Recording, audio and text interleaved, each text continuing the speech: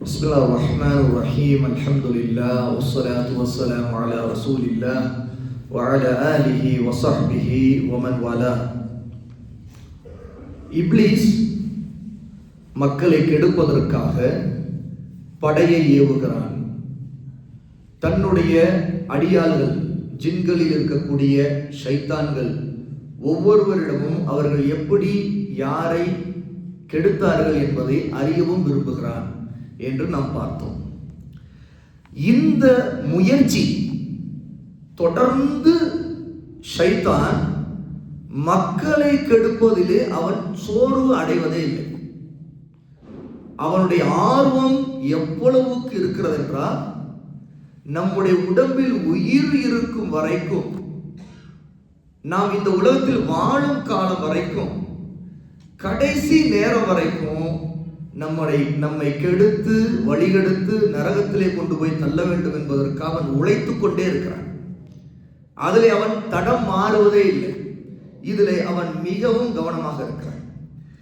இந்த ஷைத்தானை பற்றி அல்லாஹ் தஆலா குர்ஆனிலே சொல்கிறான், قال فبعزتك لأغوينهم أجمعين إلا عبادك منهم المخلصين. 38வது சூராவுடைய 82 83. இப்லீஸ் சொன்னான் அல்லாஹ்வை நோக்கி, அல்லாஹ்வே உன்னுடைய கண்ணியத்தின் மீது சத்தியமாக, அல்லாஹ்வின் கண்ணியத்தின் மீது அவனுக்கு நம்பிக்கை உண்டு, அந்த கண்ணியத்தின் மீது சத்தியமிட்டு சொல்லுகிறான், நிச்சயமாக நான் இந்த மனிதர்கள் அனைவரையும் வழிகெடுப்பேன்.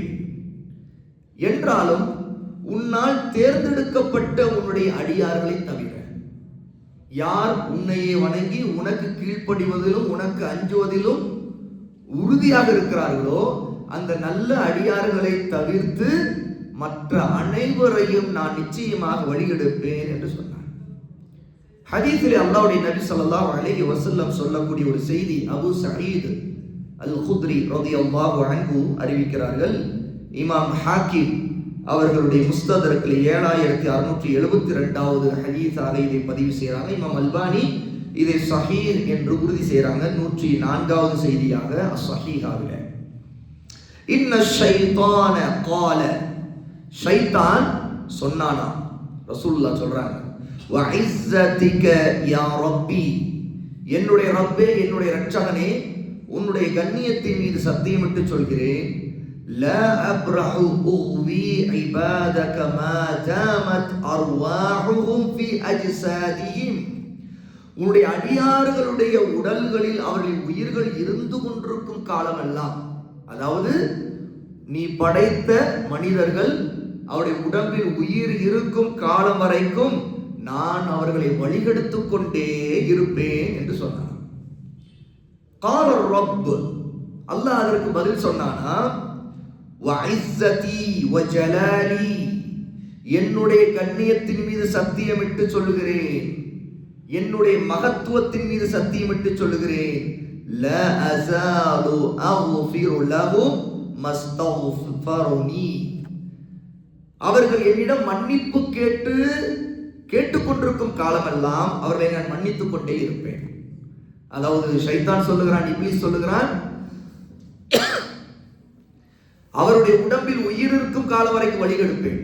அதற்கு அல்லாஹ் பதில் சொன்னானா, அவர்களிடம் மன்னிப்பு கேட்டுக்கொண்டிருக்கும் காலமெல்லாம் நான் மன்னிப்பேன்.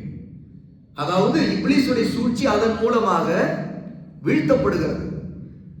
அவன் வழிகெடுக்கிறதுக்கு முயற்சி செய்கிறான்.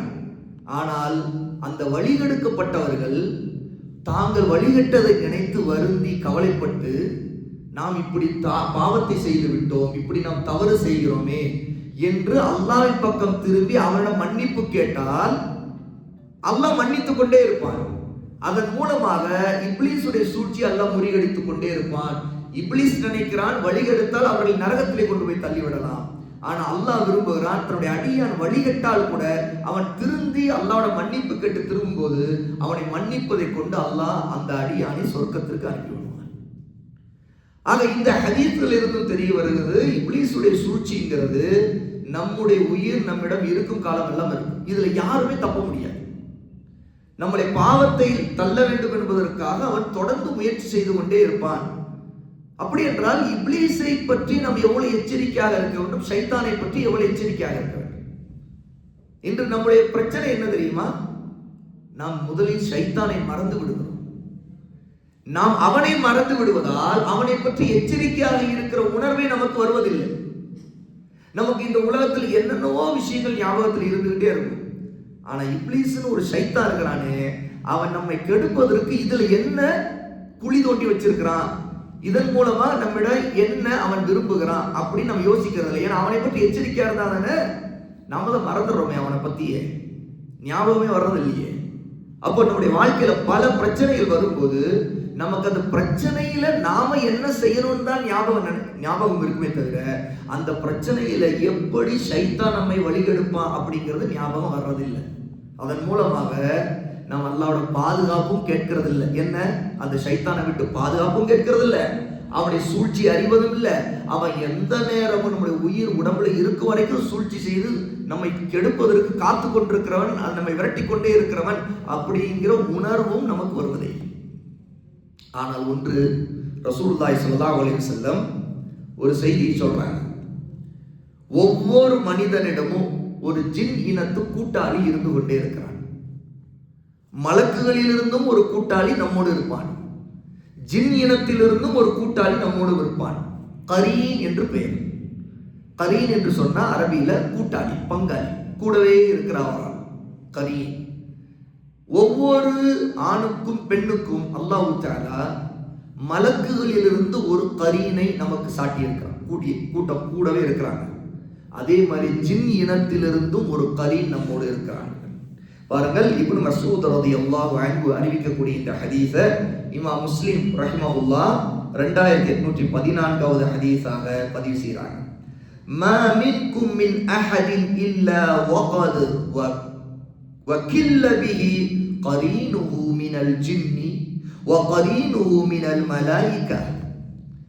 ஜின் இனத்தைச் சேர்ந்த ஒரு கூட்டாளியும் தம்முடன் நியமனம் செய்யப்படாமல் எந்த ஒருவரும் உங்களில் இல்லை. ரசூலா மக்களை பார்த்து சொல்றாங்க, உங்கள யாரா இருக்கட்டும் உங்களோடு ஒரு ஜின் இனத்து கரீன், ஒரு கூட்டாளி இல்லாமல் இல்லவே இல்லை. அதே மாதிரி மலக்குகளிலிருந்தும் ஒரு கூட்டாளி உங்களோட இல்லாமல் இல்லை. 2 பேரும் இருக்கிறாங்க, நம்மோடு தான் இருக்கிறாங்க, கூடவே இருக்கிறாங்க இப்படின்னு ரசூலுல்லாஹ் சொன்ன உடனே காலு சஹாபா ரலியல்லாஹு அன்ஹு கேட்கிறாங்க, வ இய்யாக யா ரசூலல்லாஹ், உங்களோடுமா அல்லாஹ்வின் தூதரே? அப்படின்னா உங்களோடும் ஒரு ஜின்னின ஷைத்தான் இருக்கிறானா? மலக்கு இருக்கிறது பெரிய விஷயம் இல்லை, ஏன்னா மலக்கு நம்மோடு இருக்கிறாங்க போது ரசூலுல்லாவோடு மலக்கு இருக்கிறாங்க அப்படிங்கிறது நம்ம ஆச்சரியப்பட வேண்டிய விஷயம் இல்லை.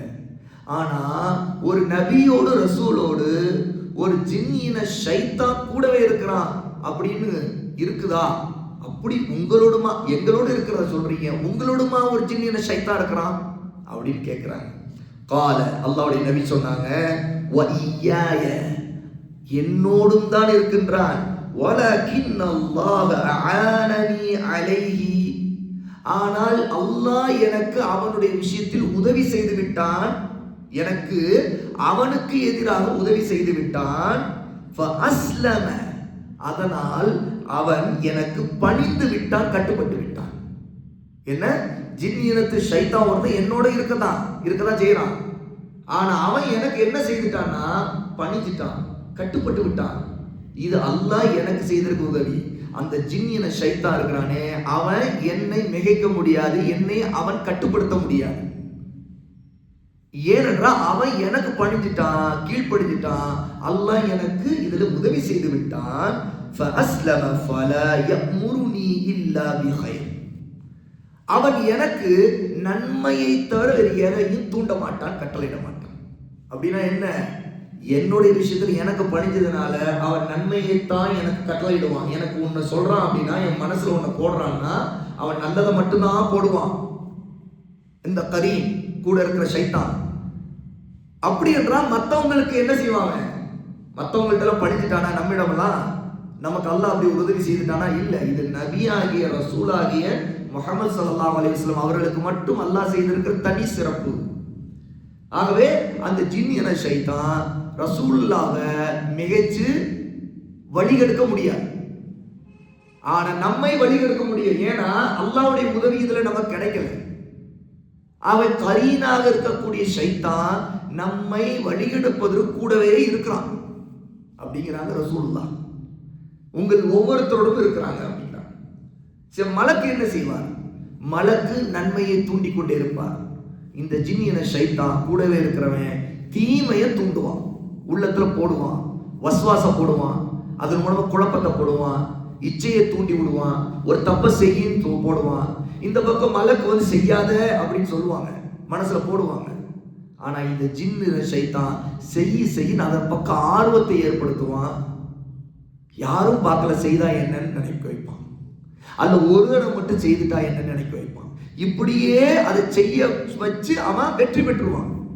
ஆனா மலக்கு செய்யாத, வேணா, உனக்கு தெரியாதா, உனக்கு இல்மு இருக்குதே, நீ அறிஞ்சிருக்கியே, இது அல்லாவுக்கு பிடிக்காததாச்சே, இது வெறுக்கத்தக்கதாச்சு, இது வெட்கக்கேடானாச்சே, நீ செய்யாத அப்படின்னு மலக்கு உள்ளத்துல போட்டுக்கிட்டே இருப்பாங்க.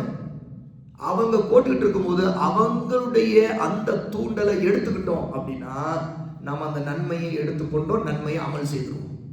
ஆனா இந்த ஜின்னியன ஷைத்தான் போடுற தூண்டலுக்கு கட்டுப்பட்டுட்டோம் அப்படின்னா நாம் அந்த பாவத்தை செய்திருவோம். இதுதான் கூட இருக்கிற கரீன்ல இருக்கிற பிரச்சனை, ஜின்னியன ஷைத்தான் செய்யற பிரச்சனை. சில நேரத்தில் மனசு அலைப்பாயும், அது காரணம் இதுதான். ஒரு மாதிரியா நானும் எவ்வளவோ யோசிக்கிறேன் அப்படின்னு ஒருத்தர் சொல்லுவார். என்ன, இந்த மாதிரி ஒரு விஷயம் அது ரொம்ப மனசுல இடையூறா இருந்துகிட்டே இருக்குது. எனக்கு தெரியும் பாவம் தான், எனக்கு தெரியும் செய்யக்கூடாதுதான், எனக்கு தெரியும் இது அசிங்கம் தான், இது ஹராம் தான், எல்லாம் தெரியும். நானும் திரும்ப திரும்ப திரும்ப மனசுல ஒரு தடவை செய்யற மாதிரி, ஒரு தடவை செய்ய, இது ஒன்றும் தப்பு இல்லை, இதெல்லாம் பெரிய விஷயமா, இது வியாபாரம் தானே, வியாபாரத்தில் இதெல்லாம் பார்த்தா பிழைக்க முடியுமா அப்படின்னு மனசுல வந்துகிட்டே இருக்குதுங்க.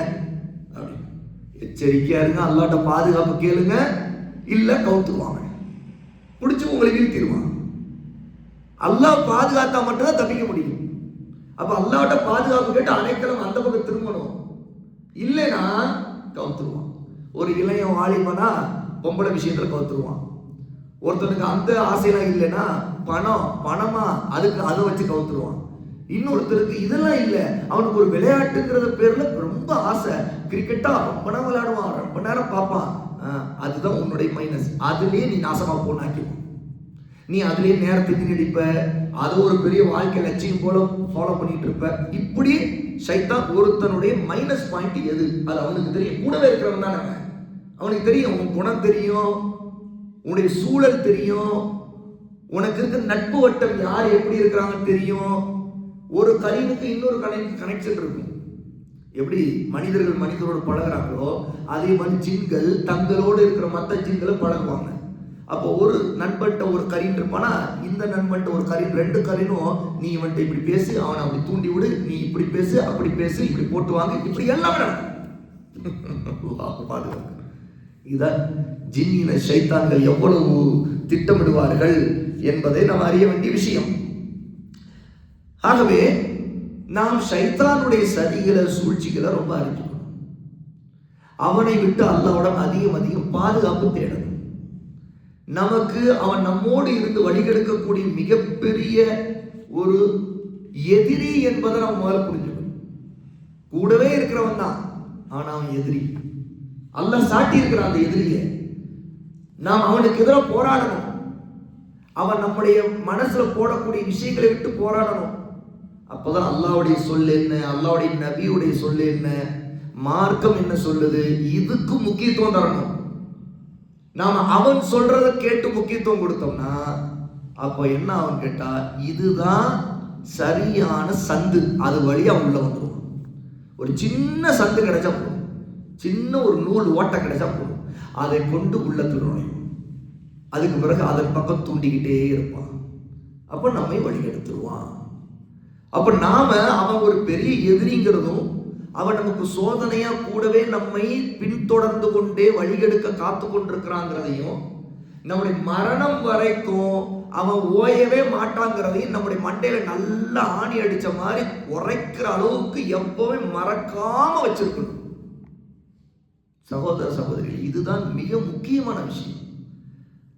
உண்மையிலே கூடவே இருந்து குடிபறிக்கிற எதிரி, உண்மையான எதிரி, ரொம்ப பகிரங்கமான எதிரி யார்கிட்ட மறைஞ்சிருக்கிறான், அவன் தான்.